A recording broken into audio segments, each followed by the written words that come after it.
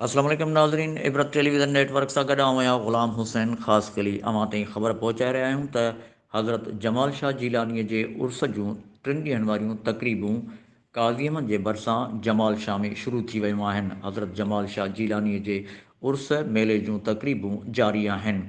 उर्स जे तक़रीबनि में गादी नशीन सैयद ज़मा शाह, सजादे नशीन सैयद आसिफ शाह, सजादे नशीन इमरान शाह समेत समय ज़ाइरीन सिंध जे मुख़्तलिफ़ इलाइक़नि मां मेले में घुमण लाइ पहुची रहिया आहिनि। कराची डिवीज़न, हैदराबाद डिवीज़न, मीरपुर ख़ासि डिवीज़न, शहीद बेनज़ीराबाद नवाबशाह डिवीज़न, सखर डिवीज़न ऐं लाड़काणे डिवीज़न समेत सिंध जे कुंड कुड़च मां ज़ाइरीन वॾे तइदाद में उर्स जे मौक़े ते दरगाह जमाल शाह ते पहुची रहिया आहिनि।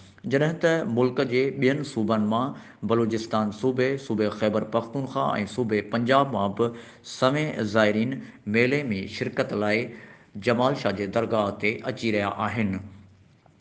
हज़रत जमाल शाह जे दरगाह जे मेले जे हवाले सां दरगाह खे ख़ूबसूरतीअ सां सींगारियो वियो आहे।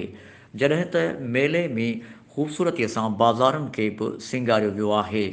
मेले जे मौक़े ते किशमिश, मिठाइयूं ऐं ॿिया मुख़्तलिफ़ दुकान जेके आहिनि सो सींगारियल आहिनि। जॾहिं त ॿारनि जे ख़रीदारीअ लाइ मुख़्तलिफ़ रांदीकनि जा दुकान बि मौजूदु आहिनि, जिते मुख़्तलिफ़ कारूं, हेलीकॉप्टर, जहाज़ ऐं ॿिया रांदीका मौजूदु आहिनि।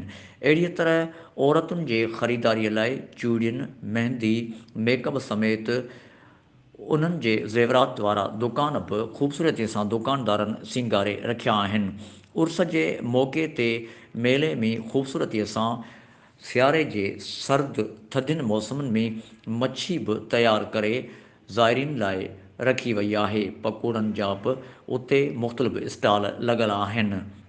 जॾहिं त मेले में मलाखड़े जूं तक़रीबूं बि थियूं। मलाखड़े में वॾे तइदाद में सिंध जे मल्ह पलवाननि हिसो वरितो ऐं बहितर नमूने सां मलाखड़े में मल्ह विढ़ंदे दाद हासिलु कयो।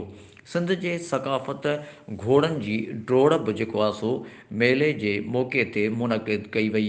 सिंध जे भले नस्ल जा घोड़ा सिंध जे मुख़्तलिफ़ इलाइक़नि खां घोड़नि जा शौक़ीन मेले में घोड़ा काहे आया, जिथे भरपूर नमूने सां मेले में घोड़नि जी डोड़ में मुक़ाबला कया विया ऐं इन दौरान मेले जे शौक़ीननि घोड़े सवारनि खे इनाम बि ॾिना।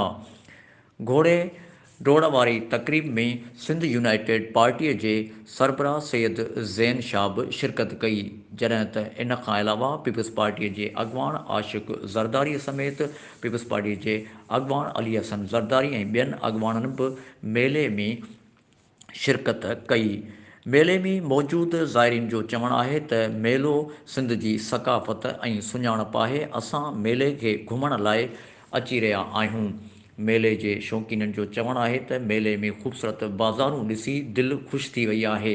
जॾहिं त मेले में मौजूदु मौत जो खूह ऐं मुख़्तलिफ़ जानवरनि जा स्टॉल बि लॻल आहिनि, जिन खे ॾिसण लाइ बि वॾे तइदाद में मेले जा शौक़ीन टिकेटूं वठी उन्हनि खे ॾिसी रहिया आहिनि। मेले में घुमण लाइ आयल ॿारनि जो चवणु आहे त असां मेले खे घुमण सां गॾोगॾु ख़रीदारीअ लाइ मुख़्तलिफ़ रांदीका बि ख़रीद करे रहिया आहियूं। मेले में हिकु ॾींहुं आख़िरी ॾींहुं जेको थींदो उन में ख़ासि औरतुनि लाइ बि मख़सूसु कयल आहे। सिंध जी सक़ाफ़त मेला सुञाणप हूंदा आहिनि। हज़रत जमाल शाह जीलानी रहमतुल्लाह अलैह जे मेले जूं तक़रीबूं काज़ीअमंद भरिसां जमाल शाह में जारी आहिनि। जॾहिं त इन मौक़े ते अदबी कॉन्फ्रेंस बि मुनक़िद कई वई, जंहिंमें मुख़्तलिफ़ अदीबनि शाइरीअ वसीले भेटा पेश कई। ग़ुलाम हुसैन ख़ासि कली इबरत न्यूज़।